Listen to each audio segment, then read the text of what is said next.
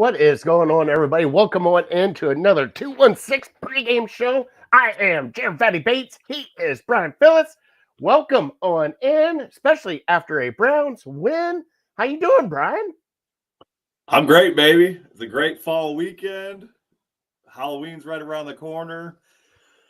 The Browns won last week, but you wouldn't know it based on the the fan reaction on Twitter and everywhere else, right? I know it was crazy, and even some of our media members and the way they were talking and everything. Yeah, you wouldn't tell that we won and it was a blowout, but it was. We had a great game last week. Browns won 31-6 over the Miami Dolphins in a monsoon. Wasn't as windy as what they were expecting, but what a hell of a game. Coming out party, Quinshawn Junkins, 3 rushing touchdowns. Dylan Gabriel did everything where he didn't have to mess up. And our defense had, 4 turnovers? So, Yep. great day. Hey, for those watching now, we have a new thing that came out on our StreamYard.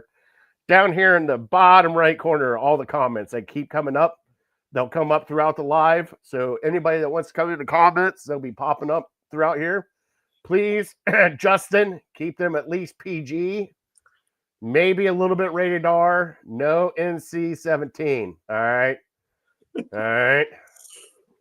Justin, I gotta give you props, man. You were spot on. You said they were going to break 20. You pretty much predicted the game almost exactly as it went down. So you were spot on, man. Yes, it was. But yeah, you mentioned it. I mean, the biggest thing I saw last week was just the Dolphins didn't show up. The penalties, 11 penalties for 103 yards. They had a bunch of penalties that actually we got first downs anyway on, right? So it was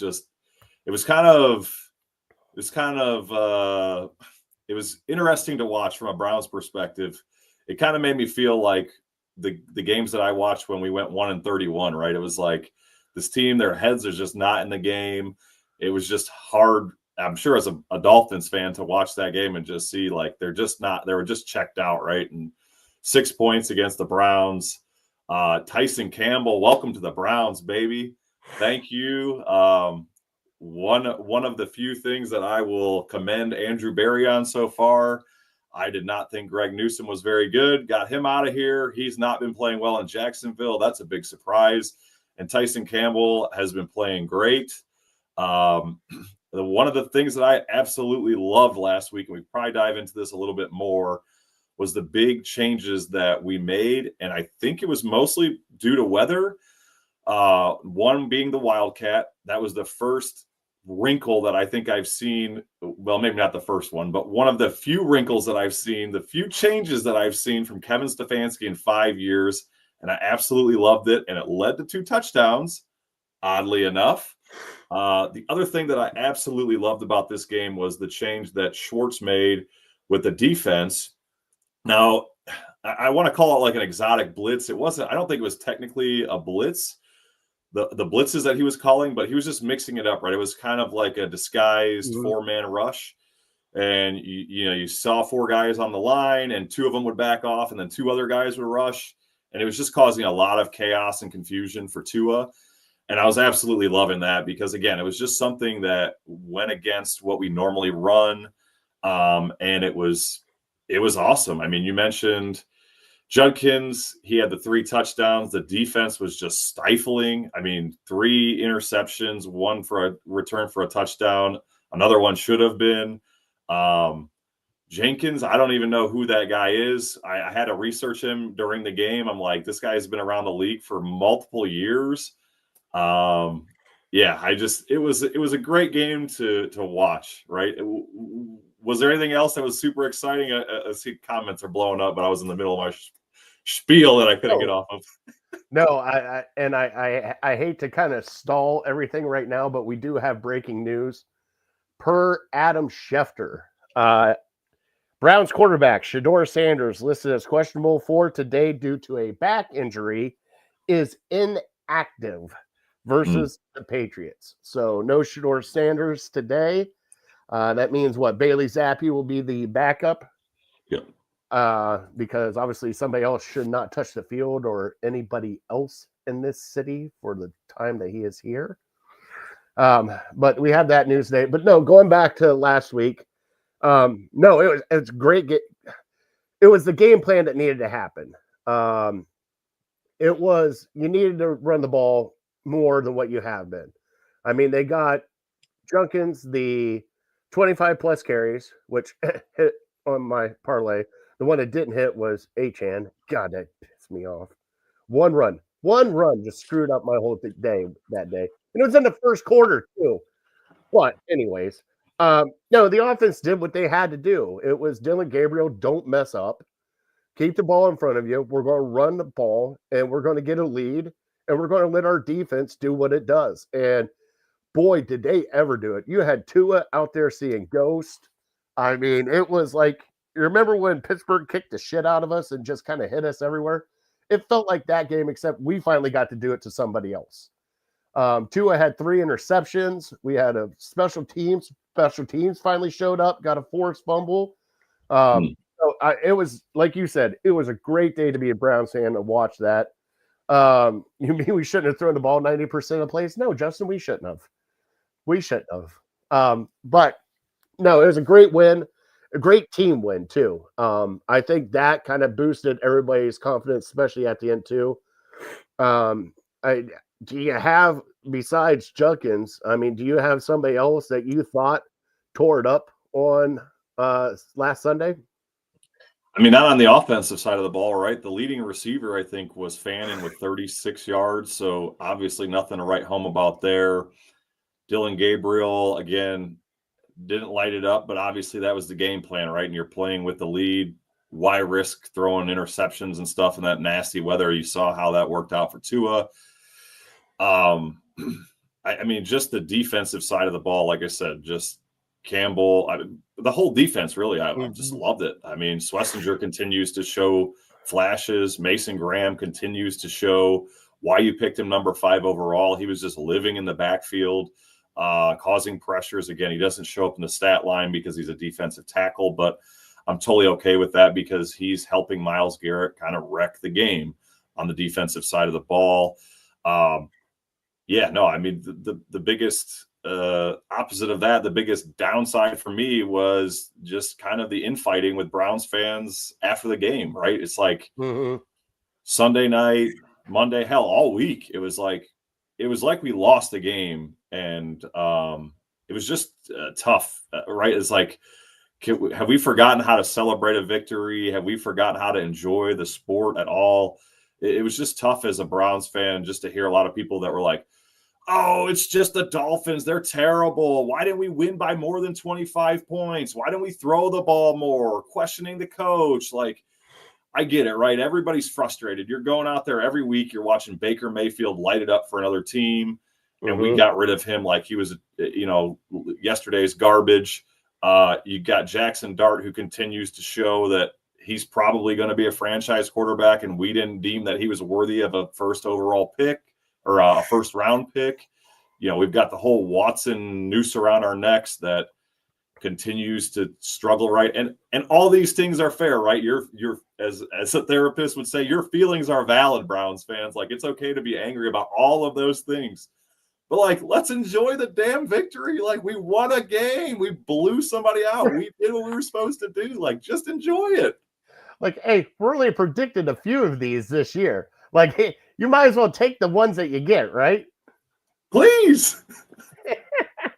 No, and I'm with you. I mean, like I was telling you beforehand, we had a lot of people talking about Sanders, why he didn't get in the game and garbage time. And I shake my head and I scoff at that, because if you do that, you're opening up just another box of worms that you do not need to open. And like I told you, before the show, you were laughing at me, but it's just the way the fans are here in Cleveland, and we've always been, per backup quarterback. Obviously, the Browns don't think that Sanders is ready yet, and there's going to be a time that Sanders will play this year. He will play this year. Just mark my words, he will play this year. We just don't know when it is, but you do not need to bring him in in a 31-6 game where Dylan Gabriel is finally going to get his first win and just charge up the fan base afterwards. Like I told you, if you bring in Sanders there at the end of that game, and this week Gabriel goes out and doesn't look good for, let's just say, the first 10 minutes, Jesus, hell will burn like couches out in Streetsboro in Ken Carmen's backyard, because everybody will be like, Gabriel sucks. Sanders got in last week. We need to put Sanders back in there. Yeah, he only handed the ball off 4 times, but he's going to be better than Gabriel. So let's put Sanders in there now. And that's what you're going to hear. And it's going to be stupid, and it's going to be meaningless, and it's going to drive me nuts. Just like the reason why we didn't sign Joe Flacco back as a backup when he took us to the playoffs, because as soon as Deshaun Watson would have screwed up, everybody would have been clamoring to put Joe Flacco back in. So it's just a mindless conversation that we do not need to have. Shedeur Sanders will start. It will be sometime. It's not right now. All right, now that I got that out of there. Let's go over some of the tape. Let's go over some of the stats here. Judkins, 25 carries for 84 yards. Not a lot of yards, but they were productive with 3 touchdowns. Gabriel went 13 of 18 for 116 yards. Just did what he had to do. Fanning was our leading receiver with 4 receptions for 36 yards. Let's go down here a little bit more. Our leading tackler was Alex Wright and Devin Bush. Can I say something about Devin Bush? I didn't think we were going to get this Devin Bush. He's having a little resurgence here in Cleveland, and I'm kind of loving it right now because he's playing like a badass right now. Good God, here we go. Dart will be Dart if we drafted him. I mean, let's be honest, we didn't need a QB last week. Johnson just carried. They should celebrate a win and go down to Dallas. I hear there's a girl down there named Debbie. Justin, and then yeah, you gotta laugh at Justin. God, well, that's about as PG as we're going to get, isn't it? That's fine. That's fine. And here we go again. I can't even do this show without Justin chiming in with another one. Oh yeah. My God. Okay, you're going to have to take over for a second. I can't do this. Yeah, no. It was easy to be high on Judkins, right? It was a nice game overall with the 3 touchdowns. The thing that I was concerning to me is outside of the 46-yard rushing touchdown that he had, I think he was averaging like less than 3 yards a carry, and you could see he was getting hit in the backfield, even with the Miami Dolphins defense. And it's just, we saw that consistently with Chubb. We're seeing it now. It's just tough. So, but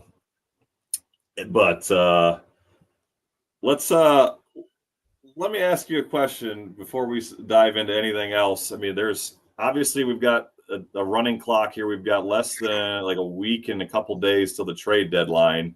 Mm-hmm.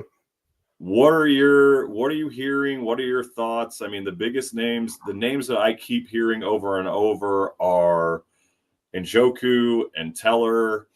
Obviously we've heard a little bit of Hosick, Shelby Harris. It's my opinion that this offensive line is bad enough. You've got rookie quarterbacks out there. Like, how can you do that to them? But this is the Browns organization again. We just traded our week 1 quarterback to a division rival 6 weeks later. So what are your thoughts? I mean, is there anything you want to see done? Do you want to see the Browns buy on anyone? Take it away. If the Browns buy on anybody this year, it would have to be in retrospect for the next 2 years coming up. So if they're going to get anybody this year, it's got to be locked in for next year and the year after that. So like a lot of people are bringing up Garrett Wilson because New York Jets are just a train wreck. And I would love that too. But can we carry that cap space? And to carry that cap space, we have to figure, because right now we're so close to the cap that we have to mess around with a whole bunch of stuff to begin with. With Teller, I don't want to see Teller go. I understand why Teller's on the trade block. It's the last year of his contract. But you also got to think about if you should have to trade Teller, this is probably Batonio's last year. We're still questionable about DeJuan Jones. We also had, oh my God,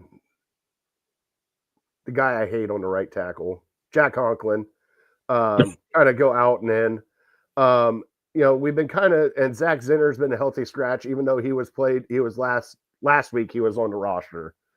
So I think the one that if you were going to get rid of anybody would be Postage, because I know they like Luke Whippler there at the center position. He's been kind of coming in as that big tight end to do some of the run plays and all that stuff. And then on the defensive side, it'll probably be because Mike Hall Jr. is coming back. We'll see how it goes. But Shelby Harris is in, we got him for a year now. So it would be a good one to kind of let go, maybe get some draft capital. But I really don't think they're going to make any big moves.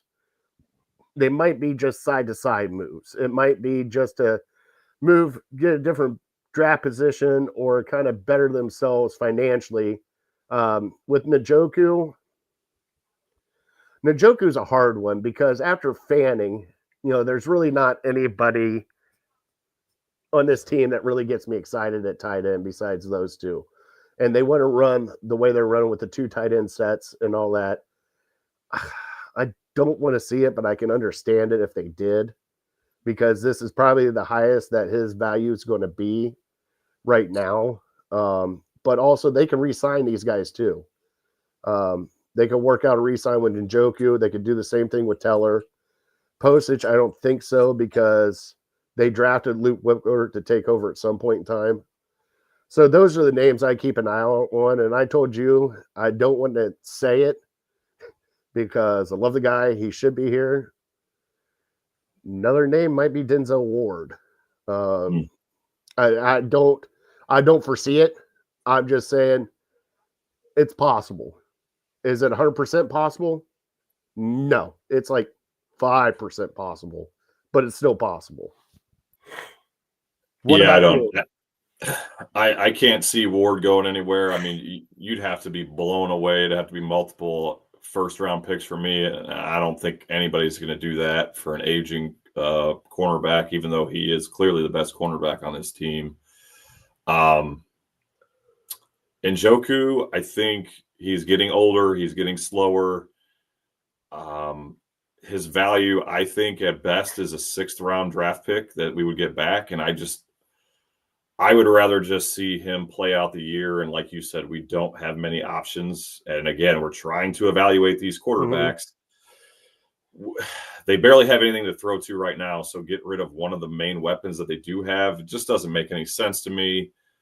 Again, I wouldn't get rid of anybody on the offensive line. I don't see any value in doing that. Sure, maybe you get a late round pick again next year, but why? I mean, at some point you can't just have a whole paper bag, 4 or 5 paper bags up there blocking, right? Like the only strength of this offensive line is the interior, and you get rid of that. And we're already 32nd in the league ranked as far as an offensive line goes.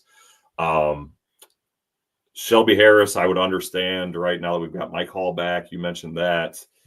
I think he's shown up at a lot of big spots, and I don't want to see him go, but I could understand that move. Now, as far as going out and being aggressive, 2 former Ohio State wide receivers are very unhappy in their current position.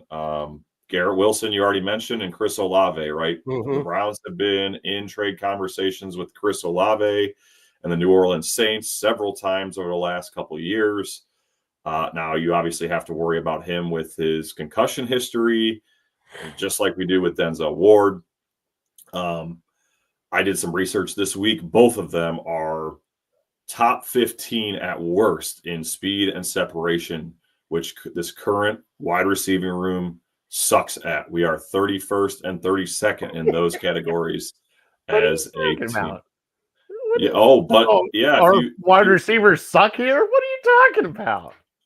Well, if you listen to our wide receivers coach, he just again this week said we love our wide receiving room. It's like, no, you don't. Quit. Like, and that's a whole nother topic probably for next week. But how does that guy still have a job? Like, he's been here for 5 years, and our wide receiving room has sucked all 5 years. All we keep hearing is how we love our wide receiver room. Nobody else in the NFL does. Like, nobody shows any. Like, we had Jerry Jeudy for 1 year, had a good year, and I don't know what the heck happened to him. He's just fallen off a damn cliff. You had Amari Cooper for 2 good years. That kind of went wasted, right? And other than that, like, you ran Odell Beckham out of here fast as you could, and then Jarvis Landry followed him. Like, we haven't had anything else since. Like, oh yeah, Jeudy is elite. Okay, yeah, okay, Casey. keep putting the salt in the wound there. Yeah, he's God, I can't handle it. Yeah, no. So obviously, Chad O'Shea, no, we are not happy with this wide receiving room. Chris Olave, Garrett Wilson, again. Wilson is next to elite speed. Chris Olave is a little bit behind that. We desperately need that. You saw what happened when Joe Flacco had wide receivers that could get open before he got tackled with a crappy offensive line. Like, we desperately need that. And obviously Andrew Berry has proven and it seems like he's going to be around next year. Like, he has proven that he cannot draft offensive linemen or wide receivers. Yes. Every wide receiver he's brought in, David Bell, Callaway, like, you just go down the list, or sorry, Schwartz, go down the list. They're just not good wide receivers. They don't develop them. I don't know what the problem is. It's probably coaching and GM and the whole system. Maybe, our buddy D Podesta is in Haslam's ear saying, oh, this guy for the analytics is way better. I don't know what the heck they're doing at wide receiver, but those guys, I would love to see either one of them here. I would not, even if it's Wilson, I wouldn't expect them to give up a first-round pick, and that might not be enough for the Jets. The salary cap, I don't know. I know we're in hell right now with the Deshaun Watson contract. I don't know the numbers well enough to know whether that would be a good move or not for either of them, but we need somebody to throw the damn ball to, and right now we have tight ends, and that's it, right? So I would be stoked for either of those guys. The other one, I'll throw a little wrinkle at you here. The other person that I've been hearing about if they wanted to be aggressive was Mac Jones, which I don't think is realistic this year. But hell, we'll throw it in there anyway. I mean, if Mac Jones was available for second, third round pick, maybe, would you consider that? I would probably just wait till the off season and just because right now we got to figure out if we got rookies or not, and if these rookies are going to work out. So this year, I think no. Yeah. But he's going to be a free agent after this year, correct? No, he's actually got a 2-year contract with the Niners, so they'll have him through the contract. Offseason, so. Well, I mean, would it be nice? Yes, but I'm not really. It's also Shanahan's offense, and anybody can play in Shanahan's offense. So let's just put it that way. I'm pretty sure that Dylan Gabriel will look like, stud in Shanahan's offense. I'm sorry. I'm looking up contracts right now. So No, you're fine. I'm looking up Garrett Wilson's contract and Chris Olave's contract right now. Right now, Garrett Wilson is got a club option. If they do anything, it'd probably be Garrett Wilson. Or not Garrett Wilson, Chris Olave, because as of right now, he's got this year and next year, which is the first round club option. So they would pick up his 5th year for the contract. Now, Garrett Wilson signed his contract in an extension of 4-year, $130 million. We would have him from now until 2030 would be his contract all the way through. And at 2030, he'd be getting paid $31.5 million. So that one would be a fun one to kind of take care of. But yeah, it's Mac Jones. No, I'm good. I'm good on Mac Jones. And we're coming up on the Patriots here, which maybe our guest that's coming in here in a little bit could give us a little insight on Mac Jones, what his thoughts are. Because pretty sure they got to see him up close and personal for a few years, right? So, we have our guest waiting in the lobby. He Yep. is a Patriots fan. Anything you You want to wanna- talk about leading up to the game before we bring him in? No. Let's bring him in. Let's have some fun with him. Let you introduce him. Sure. So this is a good buddy of mine, Brandon. He's obviously a Patriots fan, if you can't tell. What's going on? How we doing, buddy? Not too bad. How are you guys? We're good. Great. We're good. Looks like you're fully ready for the winter, huh? You got the full beard going there. Yeah, the better half wants me to get rid of it. I just got to keep it a little longer before the big wedding day, and then we'll probably clean it up just a little bit. Just a little bit. She's not Here in sunny Raleigh, it's got to come off. It's just way too hot still down here. Yeah. a little warmer down there than it is up here. Oh, I'm sure. Oh yeah. Well, let's cut right to it. We've only got you for a little bit here. So first question I have for you as a Ohio State fan, what the heck's going on with TreVeyon Henderson from your perspective? I mean, 38th pick overall, Ohio State guy. He's barely seen the field. What's going on there from your perspective? Honestly, I don't know. I mean, I took him in my fantasy league. I was all high on him. I had some big expectations for him, even though Steven hasn't been bad for us in the past. I know he's getting a little older, but I just don't think we're utilizing him enough. I'd like to see him get going. I also like to see our run offense get a little more going and not relying on Drake May to always be passing and doing it a little more with his arm and try to get the legs moving, running backs. For me, so Vrabel was here in Cleveland. Obviously, Patriots played for you guys. Obviously, Ohio State. What was it? What was your reaction when they got Vrabel back in as head coach there at the Patriots? I was excited. I know they were grooming Mayo for a few years to come in and be the next guy up. And they just kind of, I didn't think they really gave him a good shot. I mean, I'd like to see him at least had another year, but with Vrabel being available, it's like, man, that guy's a true Patriot. He fits the description of like an energetic coach. Mayo, I didn't see too much enthusiasm sometimes when you pan to him on the sideline. He just seemed like, I don't really know what to do here. But Vrabel was always energetic with the Titans. And so when he became available, it was like a nice little, do we kind of punt on Mayo and go after Vrabel, which they ended up doing. And it's been successful through the first 7 weeks here. So I was a big fan of the move. Okay. And outside of Vrabel coming in this offseason, I mean, what was the most exciting part of the offseason? What was your favorite move that they made or moves This might the Patriots made? But I liked McDaniels coming back to be on the offense coordinator side. I mean, touching back with Mac Jones. I mean, if you remember, McDaniels, Mac Jones as a Pro Bowler, yeah, he might have been like a 4th or 5th selection, but he was good with the rookie Mac Jones. You're seeing May develop a little more. He did well in his rookie year, but he's also starting to develop more and more. And I think that's a true testament to McDaniels being back as an offensive coordinator. Obviously, he's had a couple bad stints as head coaches, but with the coordinator, I think he truly does thrive, and especially thrive in New England for us.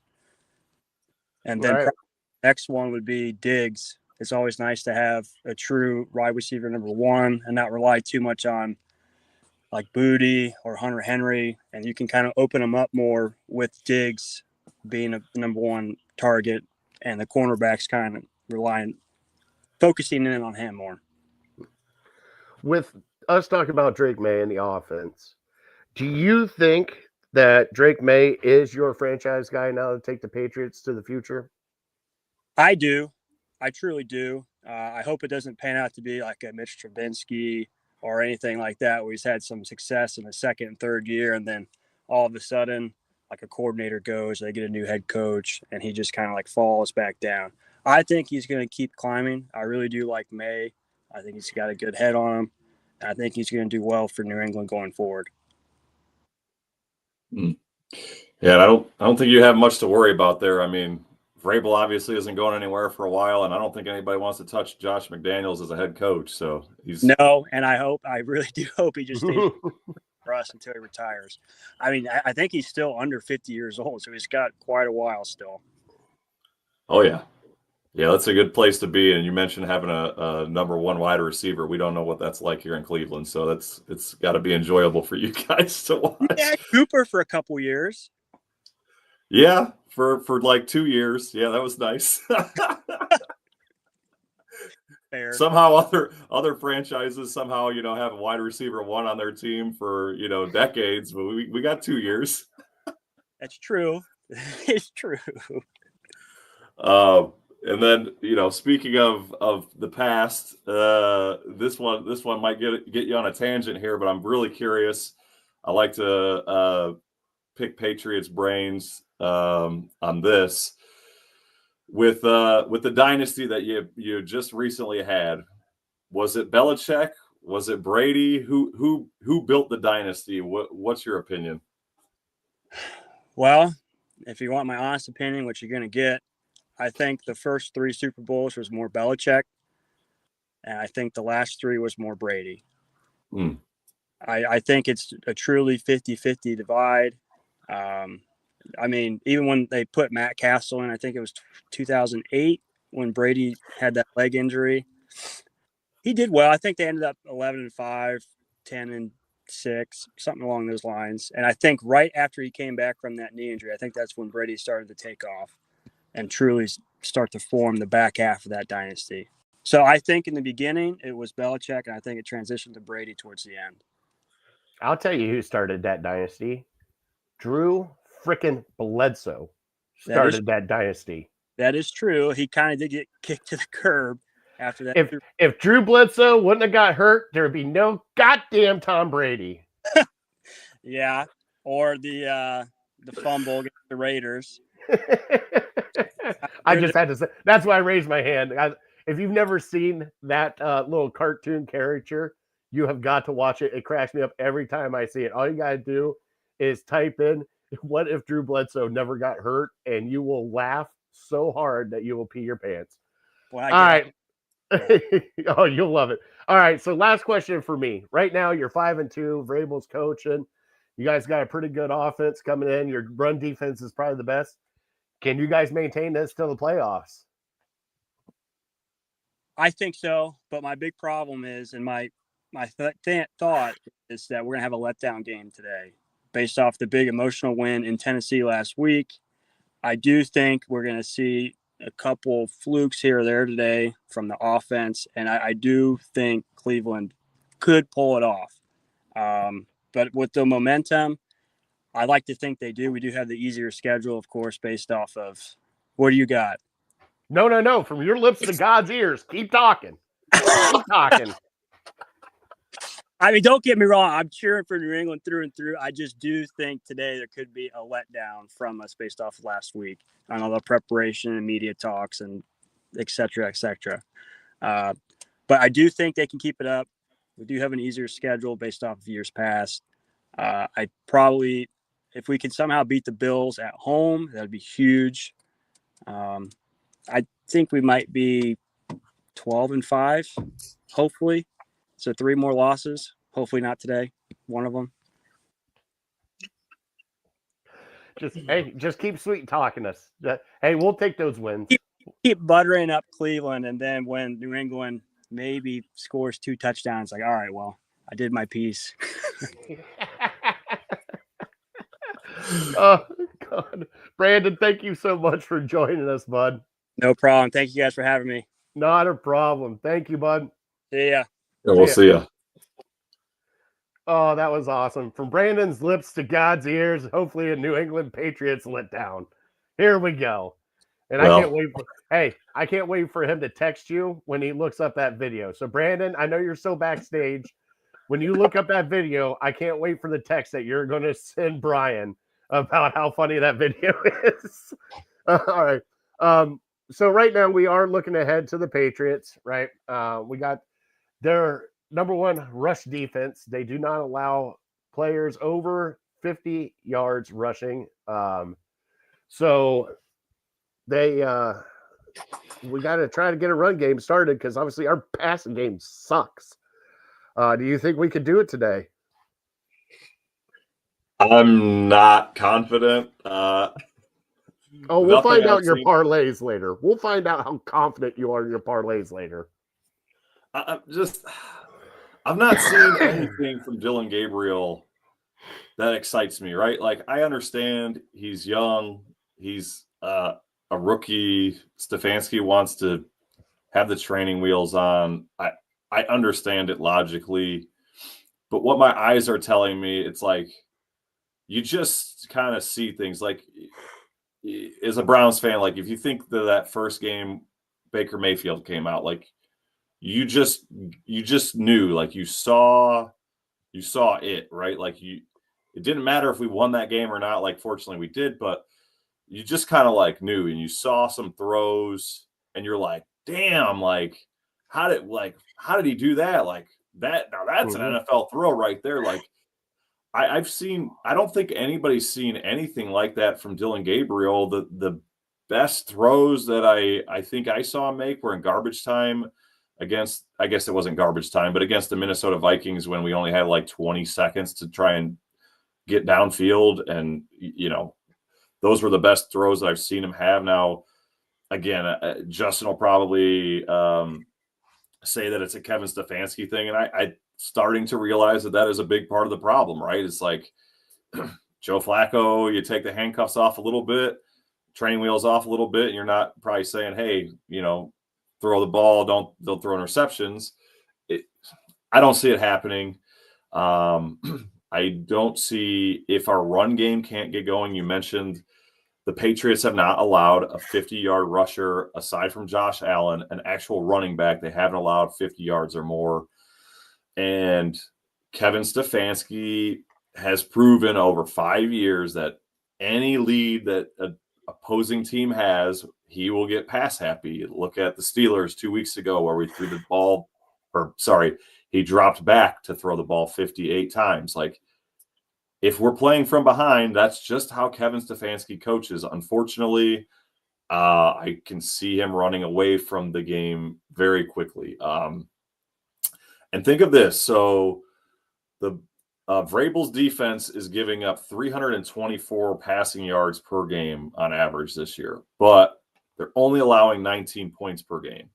So what that tells me is they're giving up a lot of yardage, you know, between the 25s, and then, you know, shutting people down in the red zone.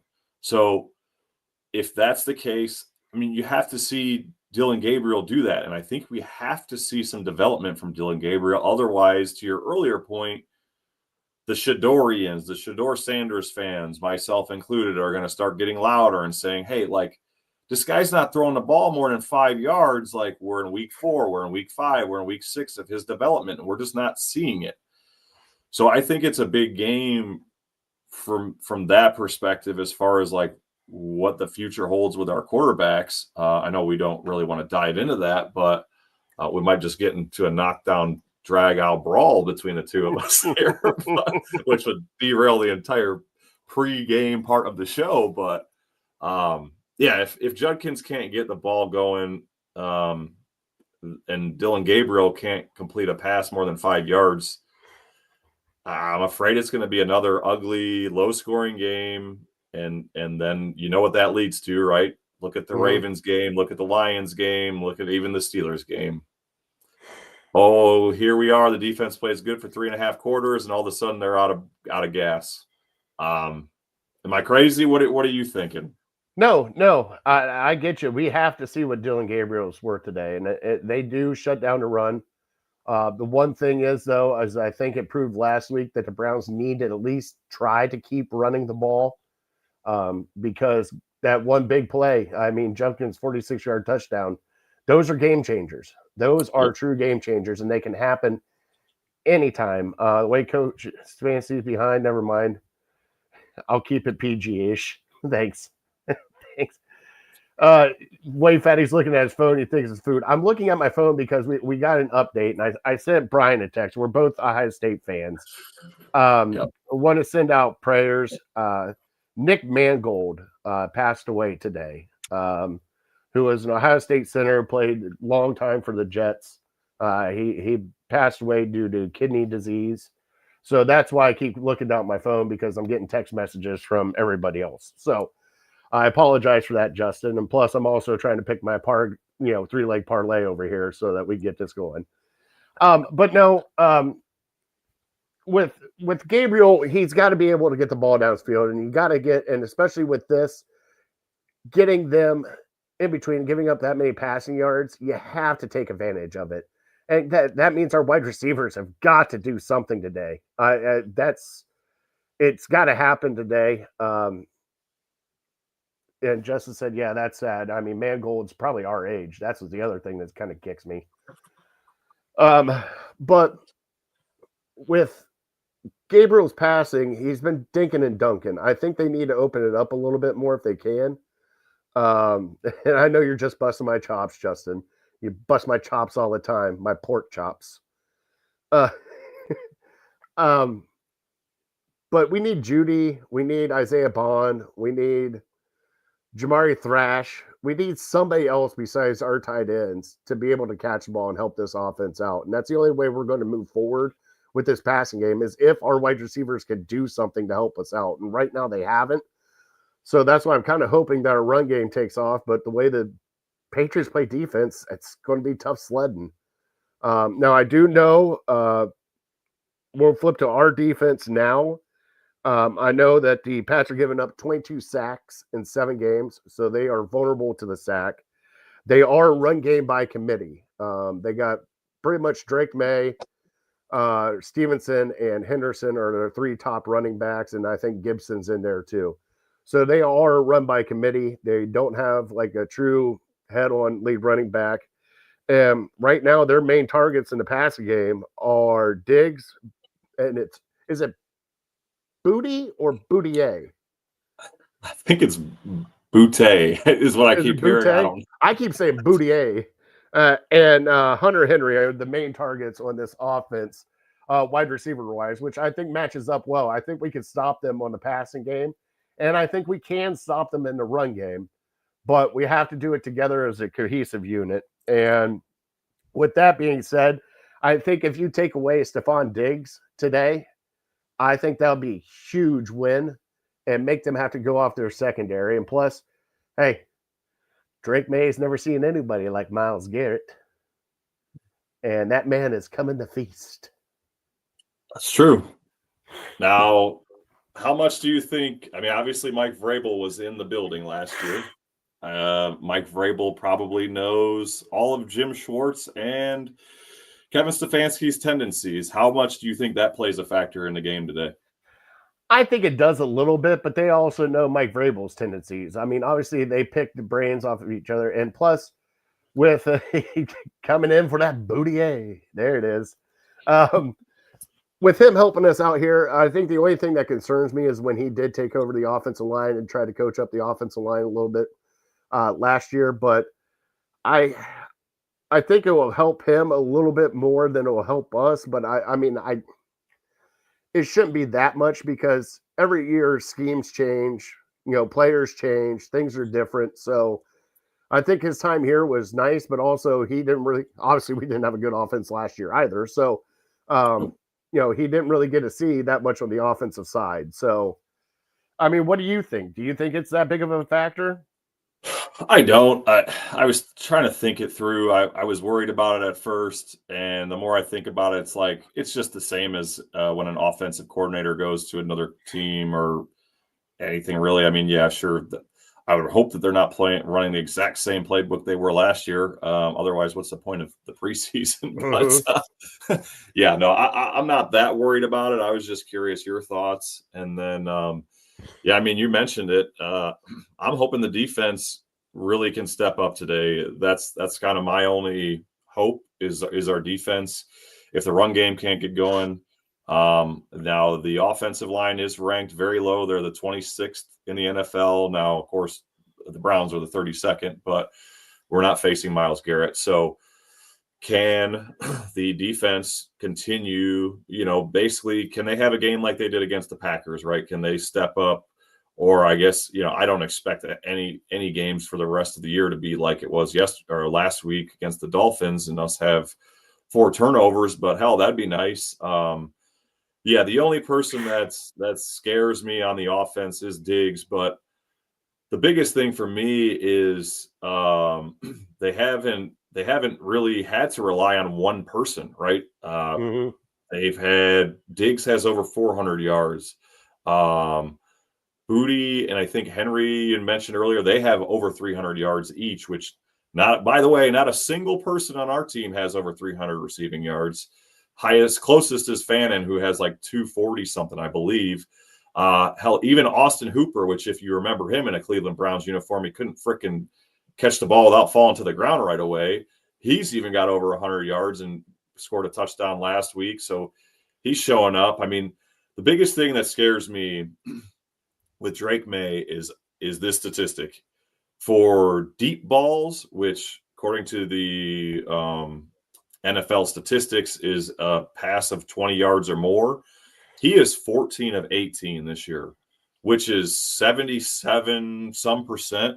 The average, if you look at last year's average for all quarterbacks, was 49%. So this man, for the deep balls, you mentioned he gets sacked a lot, and maybe that has something to do with it, but to be 14 of 18 for passes of 20 yards or more, that scares me. So I fully expect Schwartz to be aware of that and to be able to deep balls.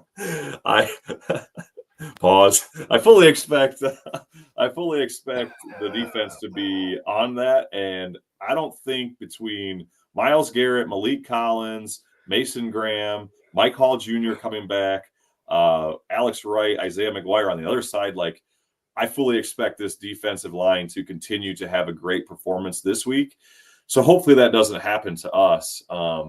But your buddy is supposed to be back this week. I haven't seen the updated injury report, but I hear that Conklin is supposed to play today. Yes. So maybe he can get through his second full game this year. What do you think? No, he'll step out during warm-ups and pull something, and then have to be carted off the field. He'll trip over a sprinkler head, break his leg, something of that nature. Give it time. He'll get injured right before the game kicks off. Give it time.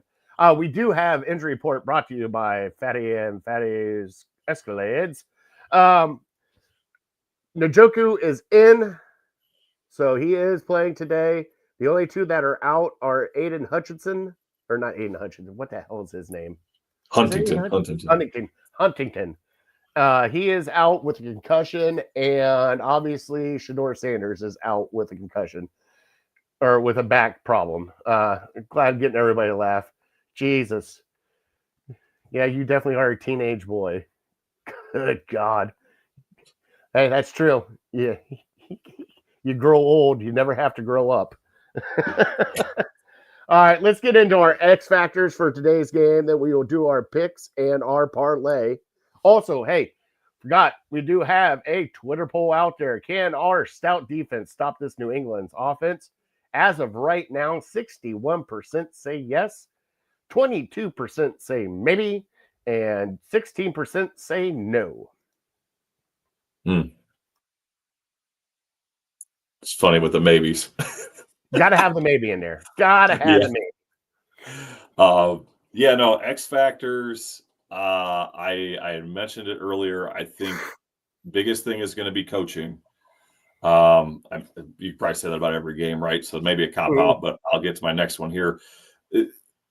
Kevin Stefanski and Jim Schwartz have to break tendency, just like they did last week. They have to show something different, and they have to get creative. However that is, maybe more wildcat, whatever it is, just get more creative and find more ways to, confuse and stifle Drake May if we can. Biggest factor I think today is, I mentioned it just a little bit ago, Alex Wright and Isaiah McGuire.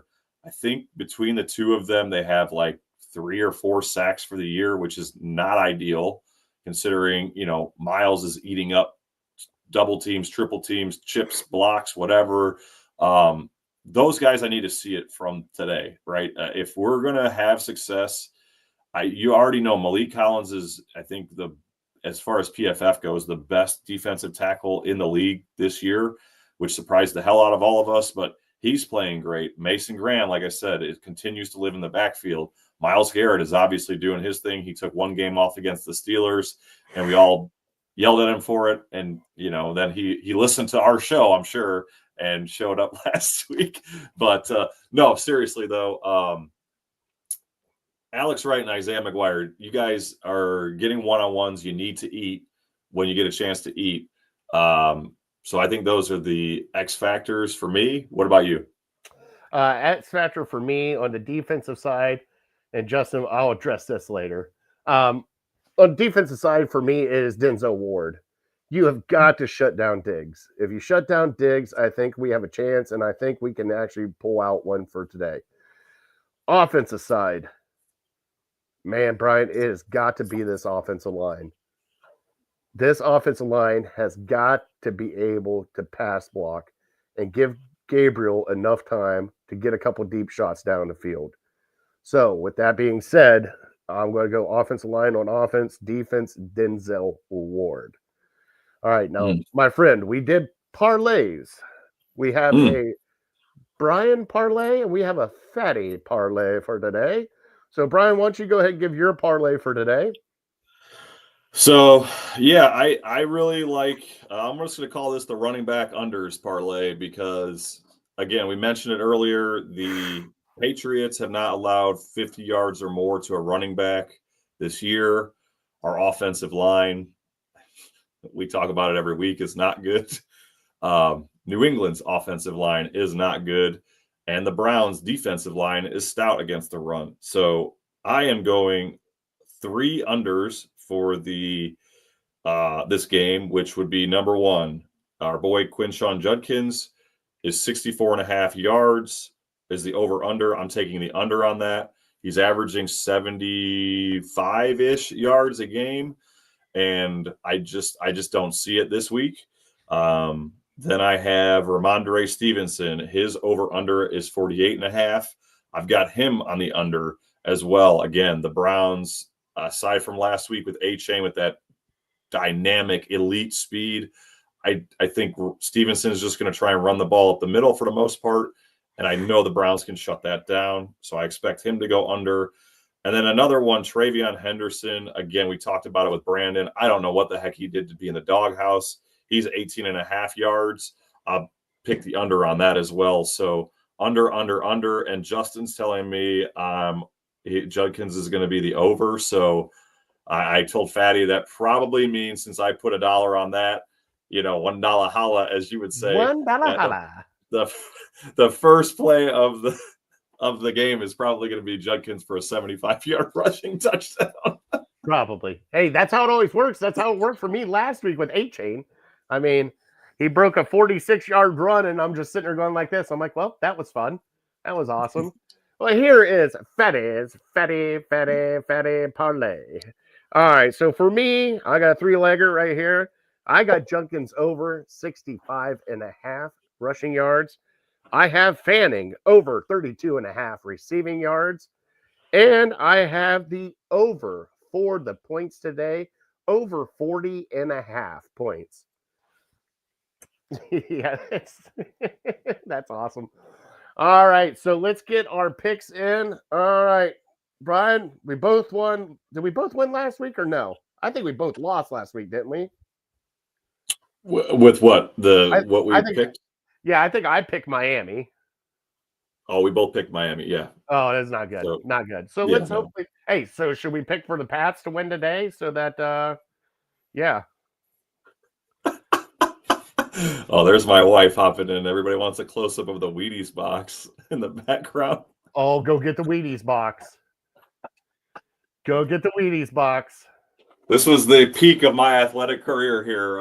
It just fell out. This is a young Brian. I don't know, maybe 3rd grade. Something That's like that. Awesome. That is awesome. Highlight of my career there. Then you grew to 7 feet tall and never able to play basketball again. Yeah, we don't need to talk about my miserable career as an athlete. My one travel ball coach, just because I was so tall, just stuck me under the hoop and was like, everybody else is going to practice. You just stay under the hoop and you just throw it up. And when you miss it, you rebound and you throw it back up. And everybody else is learning how to dribble and pass. And I don't have problems with that. But anyway, back to what we're here for, the game. I unfortunately am going to pick the Browns to lose a close game. I don't think they're going to get blown out, but I just don't see where the offense is going to come from. I think the Patriots win a close one, 21-17. I think it's going to be much like the Packers game, where the defense just continues to shine and shine and shine, but the results are not going to be the same because they're going to get gassed.